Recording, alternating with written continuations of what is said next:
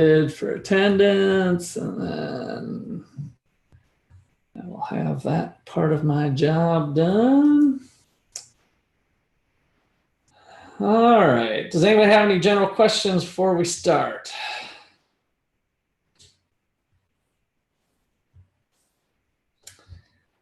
All right, so we're going to dive into the rest of 18. I gave you an assignment to read chapter 18, so I'm sure all of you have done that. And we'll jump into finishing up the content here. Oops, let's see here. That one, there we go. All right, oops, I guess I had it on the one I wanted to start off with, so that's fine.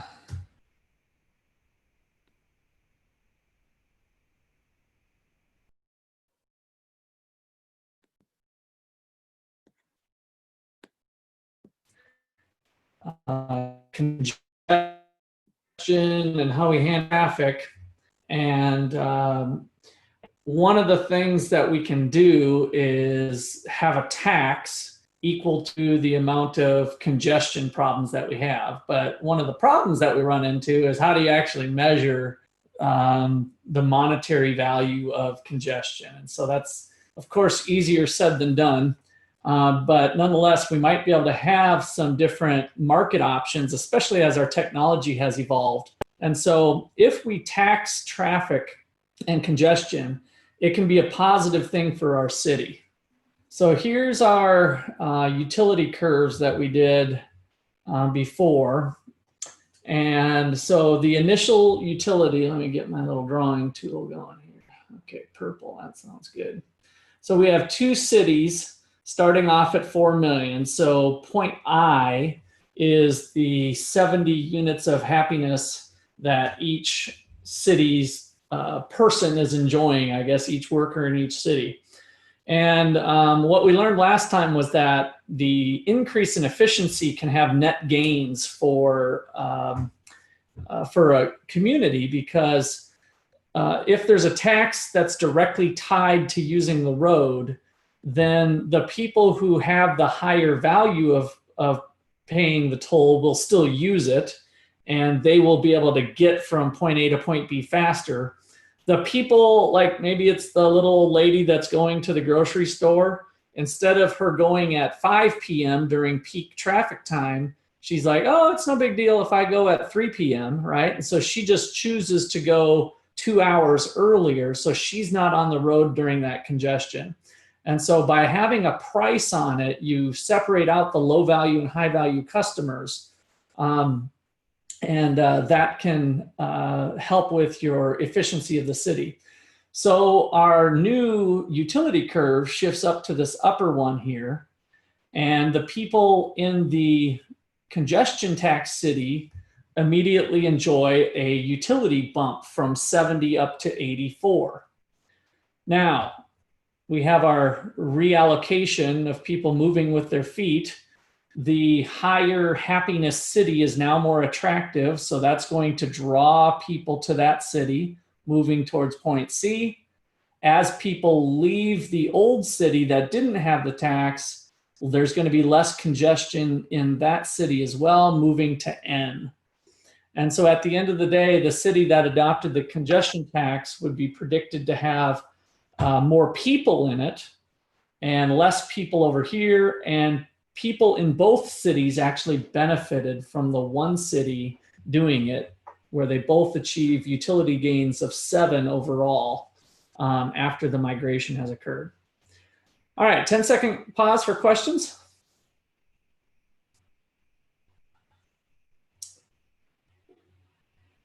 All right. So here's our picture that we looked at before on, how much, we didn't have the taxes in there last time, but here was the setup. So again, we have our private costs, kind of our supply curve, if you will, equal to our average trip. So it's the trip cost that's private to us. It's us who is going to have some sort of cost involved with the trip. But when we get on and create congestion, we create an externality, a negative externality equal to this vertical height here that makes the social cost of the trip higher than our private cost. And so without any intervention in this sometimes publicly provided good, notice I didn't say public good necessarily. Roads are known as what's called a club good. We don't really make that distinction in this class, but there's multiple people that can use it, but it is subject to congestion. So kind of like a country club or an amusement park, multiple people can use it up to a point. So it has the nature of a public good that I can enjoy the golf course without detracting from your use of the golf course up to a certain point. But once we get enough golfers on the golf course where we're holding up traffic and we've created congestion, then the good has caused a cost on other people. So that's kind of what we're dealing here, thinking about it in the context of a roadway now. And so with congestion taxing, we're just going to set the tax, excuse me, set the tax equal to the externality. So that would be that vertical height. By doing that, we would start to put less people off. So there would still be a tax for off-peak. So if we were able to have variable pricing of the tollway being more expensive during peak times and maybe less on other times, and that is the way most toll roads operate now. Instead of there just being one toll, they'll have some sort of variable pricing model, and that's what that's for. Okay, 10-second pause there for questions.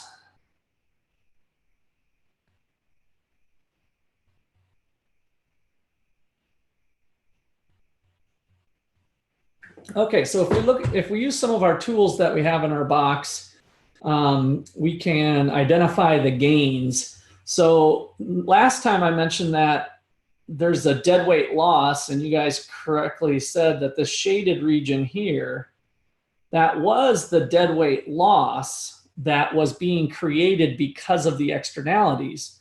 And so now that is actually the gain to putting a congestion tax in. We're going to save that deadweight loss. We're going to get rid of it. So that's the efficiency being gained. Here's the amount of the tax. Again, at that amount where we're getting back to the socially desirable outcome of VE, where we have the demand curve equaling the social cost curve. So it's kind of the marginal social benefit is the demand curve, assuming there was no externalities on the consumption side. And now we're using our social trip cost. So that's the implementation of a tax and the analysis of the outcome. So we do end up having a tax equal to $2.40, right? So here's our equilibrium at $6, and here is our price for the private cost for the private trip. And so that amount is the amount of the tax, the difference between the two. All right, questions there?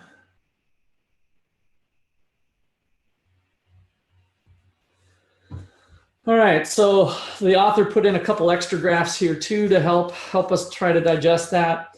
Last time we talked about there being a refund of other taxes that are less efficient.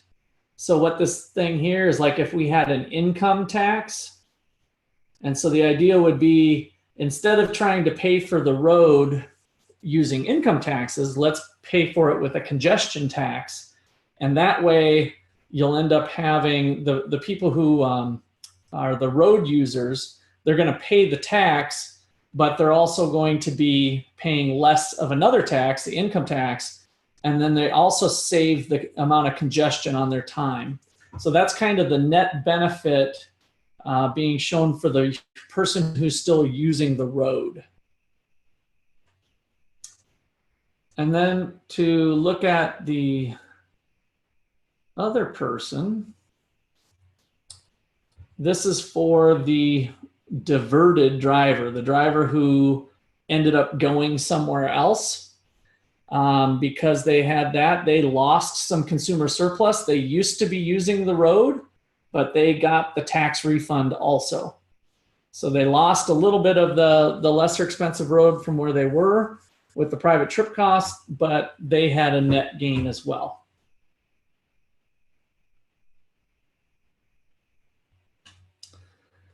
All right, so here is some cities where congestion taxes have been done, and this is the levels.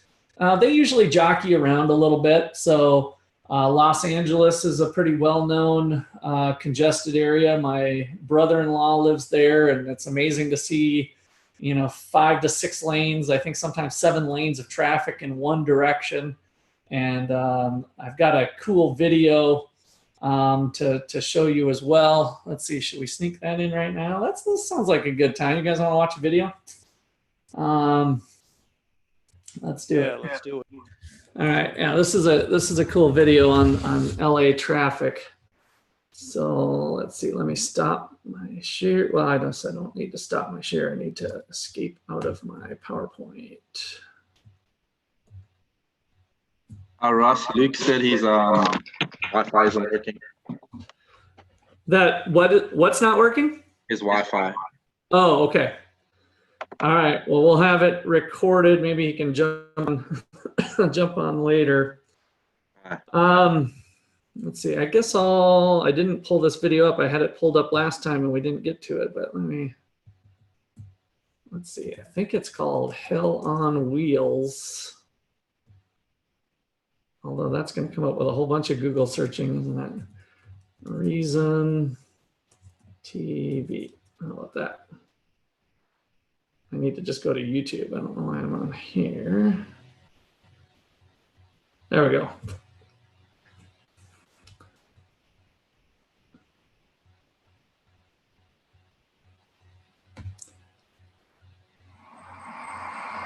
Spot 5 is heavier than normal here from Lancashire up into the Newhall Pass. Earlier incident around the 118 is that cleared, and the northbound 405 is from the 118.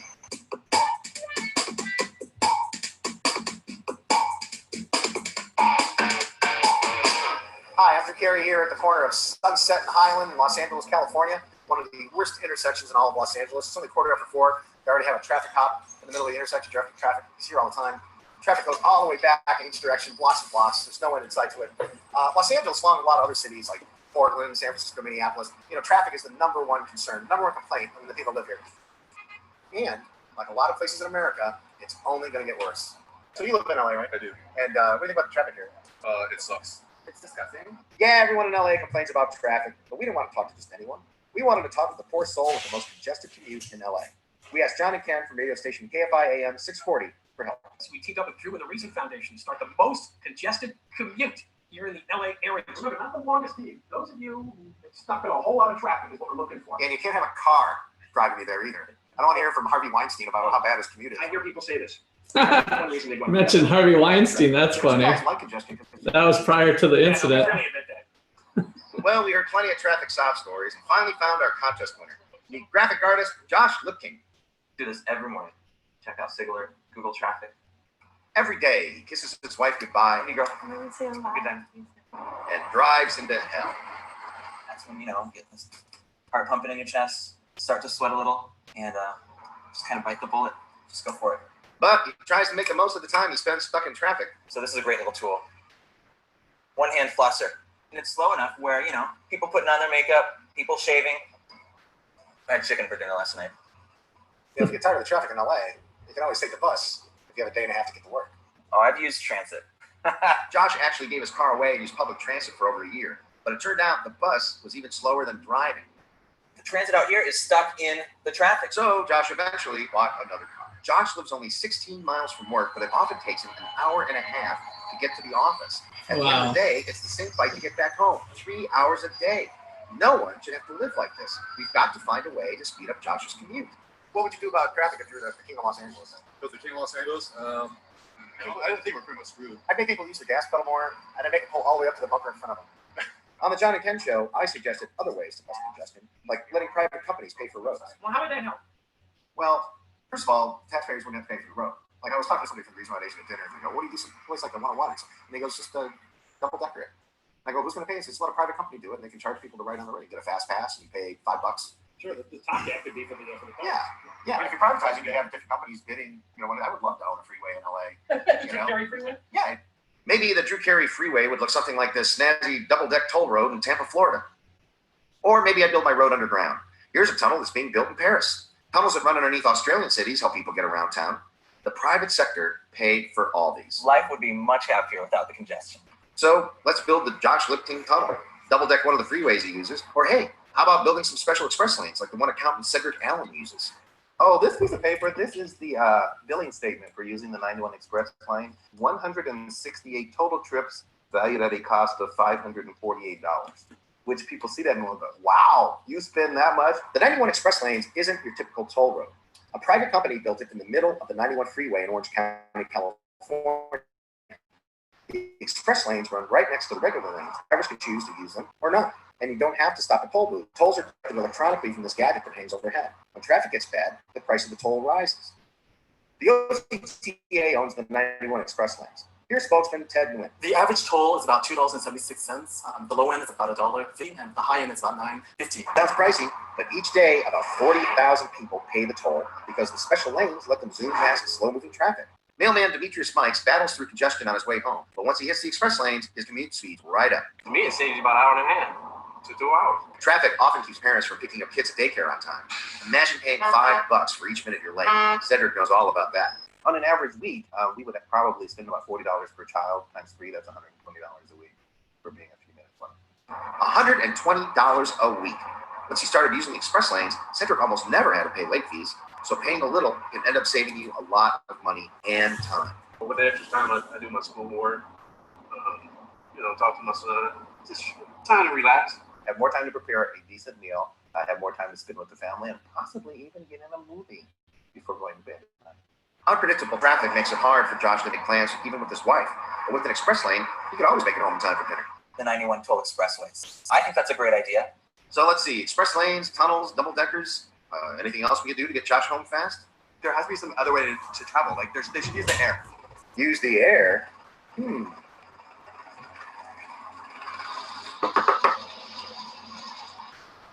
man, I'm Drew. Nice to see you. How are you? Hey, you ready for the easiest way to work you ever had in your life? Yeah, let's go for Yeah, it. come on, follow me. Oh, the helicopter doesn't crash. But that's worse to show at a funeral if it does. This is the way to go. I gotta get myself set up to do this every day. You've tried it before. 10 went down deep and slow. Down to 14. Helicopter 12 in the sky. So, that was a blast, huh? Yeah, exactly. Thanks.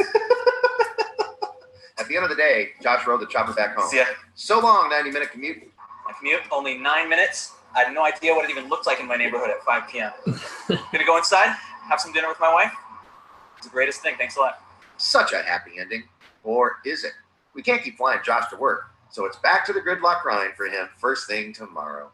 Now, we could build some express lanes, tunnels, and double-deckers. Taxpayers wouldn't even have to pay for it. Then Josh, bus riders, and other commuters could escape congestion every day. And hey, if we could beat gridlock in LA, we could beat it anywhere. But if you live in Los Angeles as long as I have, you really shouldn't have much of hope.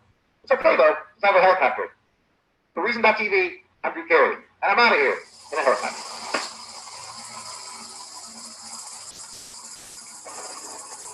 Holy shit!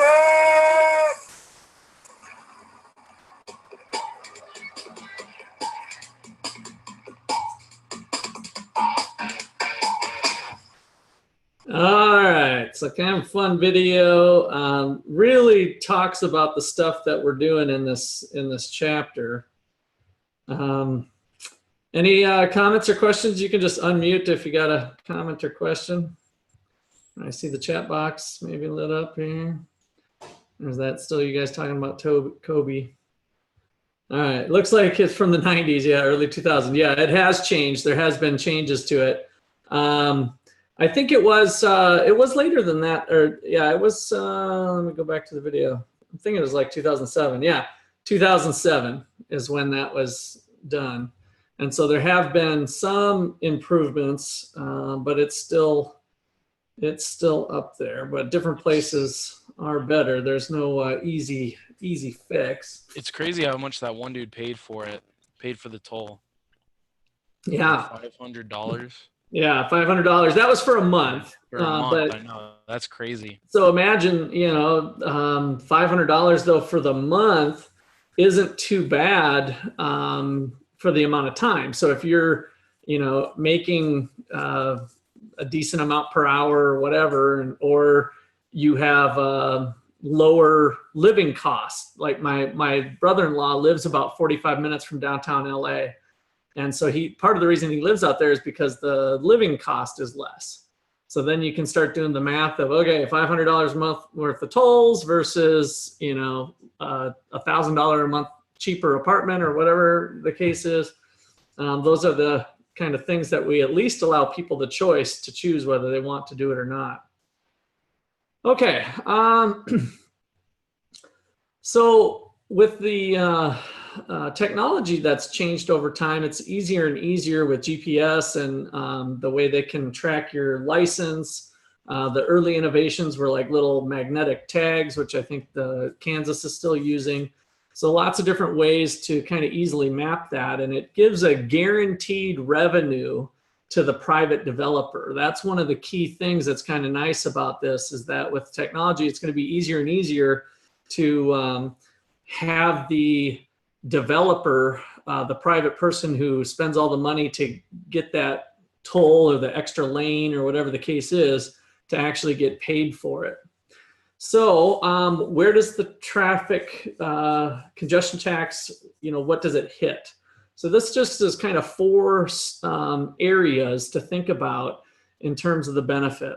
So modal substitution, how are we getting there? So switch to a bus, switch to carpools, the time of travel, switching to off-peak, so people moving around. We're thinking about the choices that people make that will reduce traffic volume.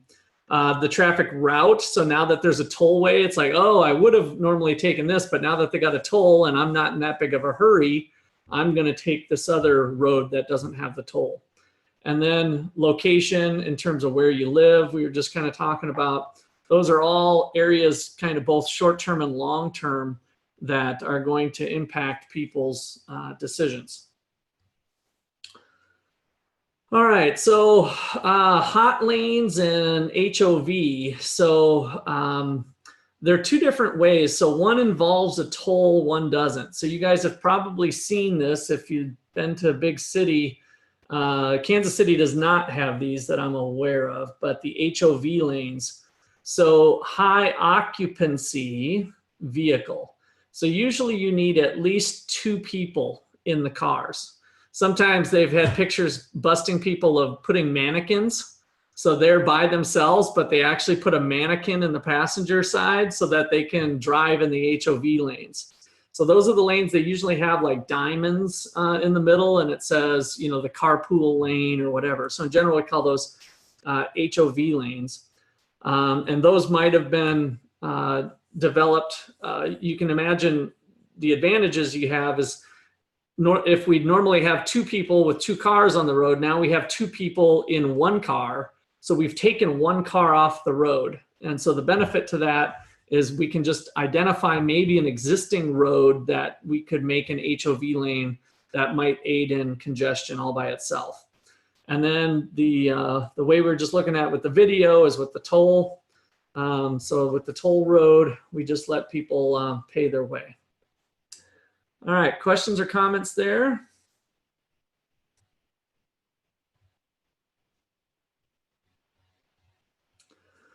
All right, so here's some graphs to think about. So this is with the toll. So again, it was pretty nice that we could have a private builder use their own money. And then, of course, it takes a little bit of a relationship with the city, right? So maybe you guys have heard of kind of public-private partnerships. And sometimes we got to be dangerous on those, that they're not, going to some big business and big government playing kissy face with each other. But in this case, if we have an open, competitive market for people who want to try to build the tollway, and we allow them through the instrument of the city, some sort of control by charging a toll that they can get back. We can then use these variable tolls. So during high demand, when there's a lot of people out there, that's when in the video they were doing $9.56, which sounded like that was the high rate for the toll. And then during low demand, maybe it's $1.50. So those tolls are just going to vary depending on peak. So it's operating very similar to Uber with today's technology on, how many, doing a little supply and demand analysis using computer algorithms, because they don't just necessarily say from 4 p.m. to 6 p.m. every day, it's going to be 9:56. They're actually using data on GPS and car counters to allow that to change, because maybe it's a holiday on a Monday between 4 and 6 and there's no traffic, right? So then that would cause the toll to be less. So it's really a variable pricing model that's going to really increase efficiency. And then on the other side of that is the consumers. They can pull out their phone. I saw my brother-in-law do this in LA. You can pull out your phone and check what the toll is right now. So it's not like you know how you could be on the road and you're like, okay, I wonder what the toll is going to be today, and whatever it is, you're kind of locked into paying it. You just jump on your phone and it'll show you what the toll is that day, and then you can choose that day whether to take a left or go straight to stay on the toll.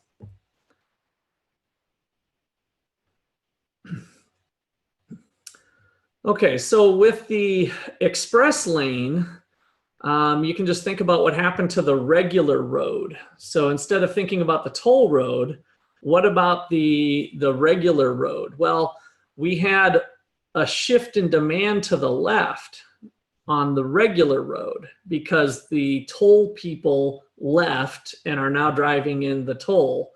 And so what happened is that would lead you to having this less drivers. So if this was 100, maybe it would fall to 80 less drivers. But what really goes on is we go to here. And so when we drop the price, when there's less congestion, the law of demand says we're going to have more people. So the actual equilibrium, we have 20 fewer drivers, 20 of them switched over to the toll road, but some drivers came in because there was less congestion. And so we actually went to, let's call it 90, just making up some numbers, right? So that's what's happening on the regular road that works to the benefit. And that's known as a latent demand. So it's kind of a change in the quantity demanded. After the big shift in demand, we still had a latent means a little after the fact, right? Coming later of people increasing their consumption as well. Okay, so how about a gasoline tax? So cars use gas. So instead of taxing the actual user of the road, we just tax gasoline.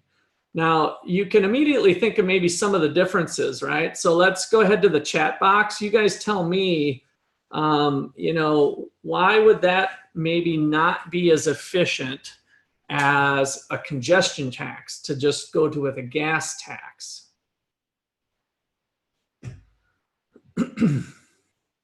Okay, affects everyone on the road, right? So a gasoline tax, whether you're using that specific road or not, you're going to have to pay the gas tax.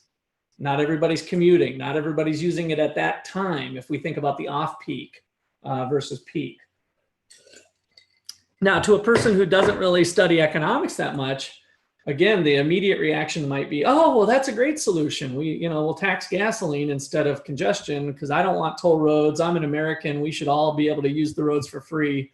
Well, that's going to be some of the problems. And so you're going to have some substitution potentially of people carpooling with a gas tax if we make gas really expensive.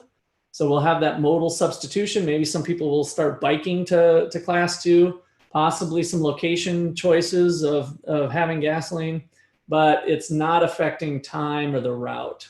And so that isn't as efficient as the other tax. And so here's our kind of basic model. Now notice we're in the gasoline market. So here, this is gasoline on the horizontal axis. We're going to have a 40-cent tax. So we can think about taxing the suppliers, but what our economics has taught us is that a tax will always get shared. So a 40% tax, a 40-cent tax rather, will end up not being able to be passed off to just the consumers because there will be some substitution. And so the price of gasoline will not be $2.40, but rather come to point F here at $2.20. So the price that the consumers pay is $2.20, and the price that the producers receive is 40 cents less than that, $1.80. So at the end of the day, when we impose a tax, it doesn't matter if we tax the consumer or the producer, they are going to share the tax. And so we have the total tax here is that hashed area, total tax revenue rather. And if we look at the price that the consumer pays, PP, or that they get rather, they used to get $2, but now they only get $1.80. So they've effectively paid the lower half here. And the consumers used to pay $2, but now they pay $2.20. And so they've paid this much. So this gets into the consumer burden of the tax and the producer burden of the tax. 10-second pause for questions on that.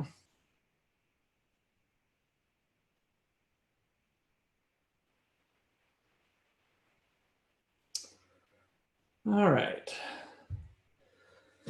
So we can also do that fraction, you might remember, I think we just did this last time, using that handy formula. So we have the fraction of the tax shifted forward to consumers. Let's define that as S. So here's our formula. We've got S is the fraction of the tax to the consumers. And notice that it is the, I think I might have even messed this up the other day. It is the elasticity of supply over the elasticity of supply minus the elasticity of demand. So I think this is the one we were working with JC. And so we're subtracting here a negative. So minus a minus is a plus. So basically you just kind of add them together. So you can think of it as absolute value adding that part of the formula doesn't matter. But it is the elasticity of supply when we figure it out for the consumers. So on the chat box, if we have a demand elasticity of -1 and a supply elasticity of 1, what fraction of the gasoline will be shifted forward to the consumers? 0.5, Eddie, fast on the trigger, good. JC, good, 0.5. And then how much to the producers? 0.5, okay, good. Well, we'll just leave it at that. So 1 minus the other fraction, if it's 50% to, if it's 50% to the consumers, then it's going to be 50% to producers. And so had the elasticity of supply been 2, if we just kind of play around with the numbers here, if the elasticity of supply would have been 2, we would have had 2 over 1 plus 2, or 2 plus 1, whatever. So that would have shifted the burden, right?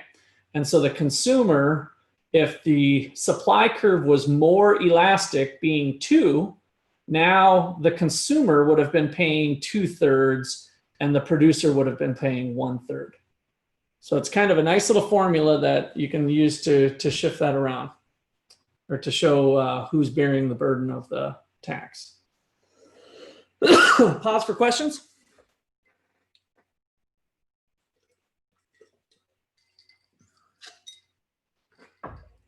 My cough, by the way, is not corona, as far as I know. I do have a kind of an allergy cough every every year. So I'm hoping that's all it is. That seems to be the normal cough I get. All right, so air pollution.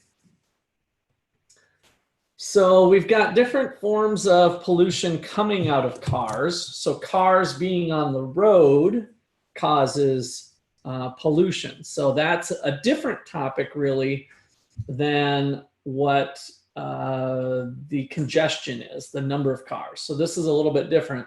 So as an economist and a person in markets, are there ways that we can internalize the externality? And so setting a tax equal to the external cost is kind of the textbook way, but really is not very feasible. It's very tough to measure that pollution cost especially. So if we can't measure the cost of the pollution very efficiently, then having a tax equal to the pollution is equally or more difficult all by itself. So as technology evolves, though, if we have monitoring devices and better technology to see how much pollution, then we can have emissions taxes. Maybe it's on miles. Maybe it measures the amount of pollution coming out of the back end of your exhaust, whatever. So that's kind of the issues with vehicles there and pollution. So how about people dying? Let's talk death. So motor vehicle accidents, annual cost, 3.1 million injuries, 40,000 deaths. Now on the chat box, how many deaths are estimated here in the United States? And I say estimated just because we don't know for sure, but what's our death count in the United States on corona right now? Roughly. If you guys are, some of you I'm sure are keeping track a little bit. I'm not looking for a percent, Jana, just a actual number of deaths from corona for the United States. But yeah, it is a fraction of a percent.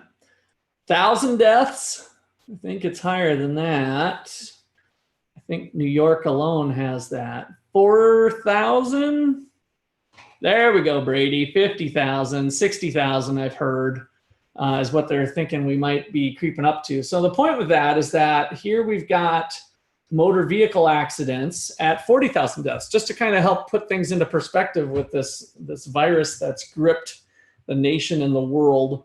We deal with that in motor vehicles and the flu and other things in society. So it's hard to come up with solutions. There's always just trade-offs, right? So we allow people to drive a certain speed limit.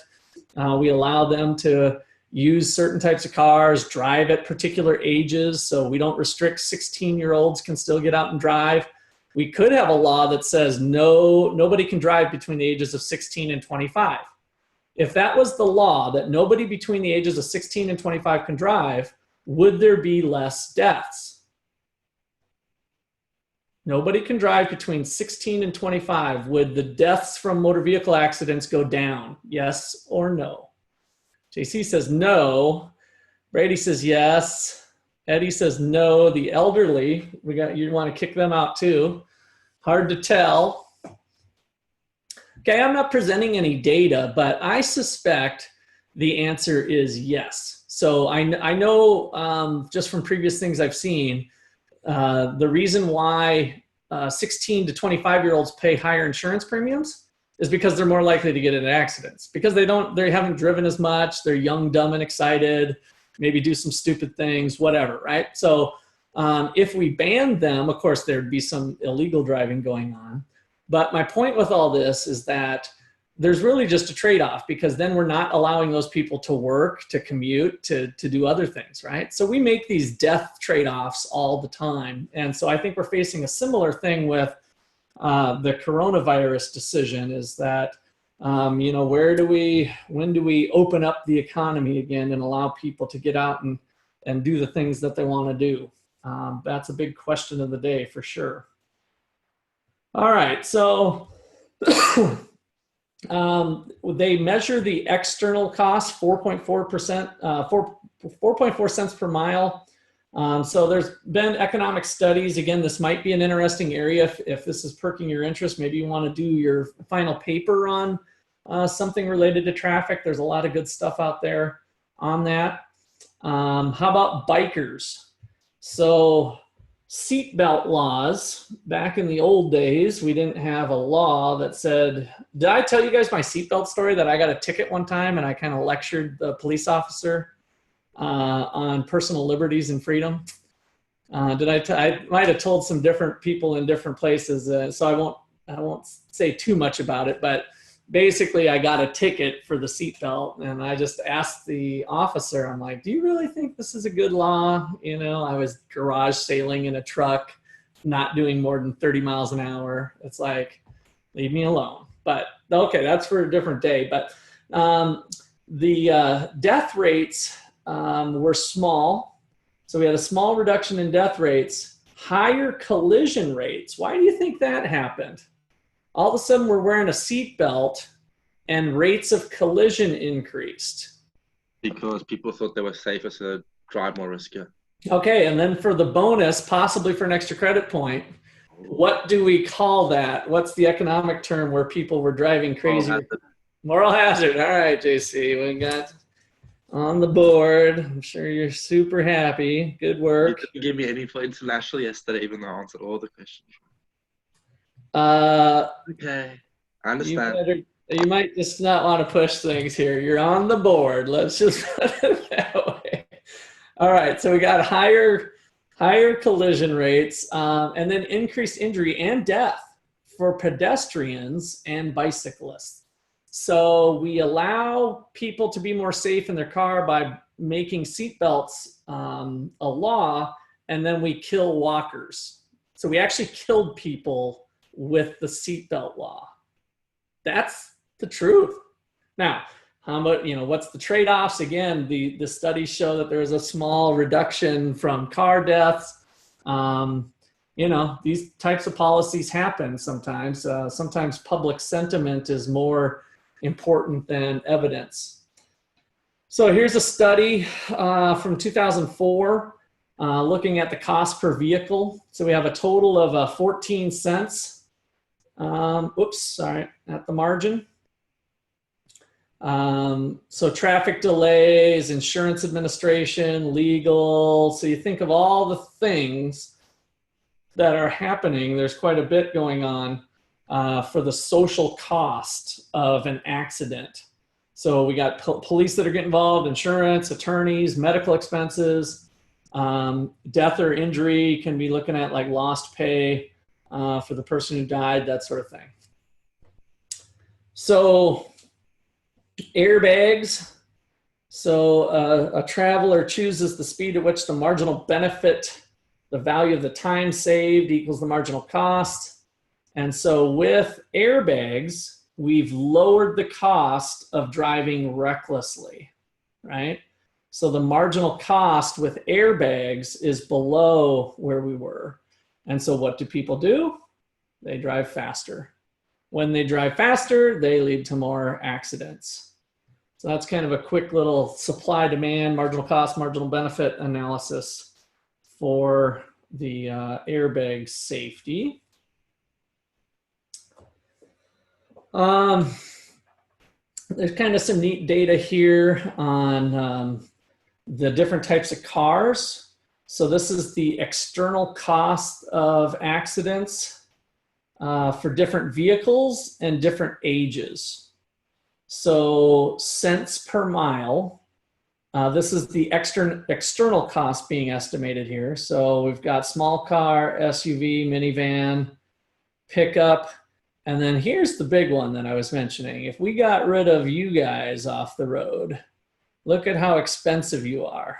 $10.87 is your external cost, social cost, in terms of death, dismemberment, medical expenses, legal fees, and it drops off dramatically at age 25. Now, rightfully so, who said the elderly again? I can't remember, was that Daniel or somebody? So that starts to creep up again once you're an old timer and start to lose your sight and maybe some other things.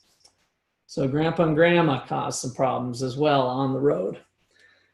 All right, so this is just a way to characterize that with the amount of vehicles. So miles driven, social cost of miles driven is higher than the private cost. And so we have, in theory, an inefficiency where we've got too many people on the road. All right, so questions or comments there? Because we are done. Fun. All right, so tomorrow night, oh, Jana's got her face back available, looking good. So tomorrow night, got your problems for the back of the chapter of 18, and then we'll review them on Friday. Adios.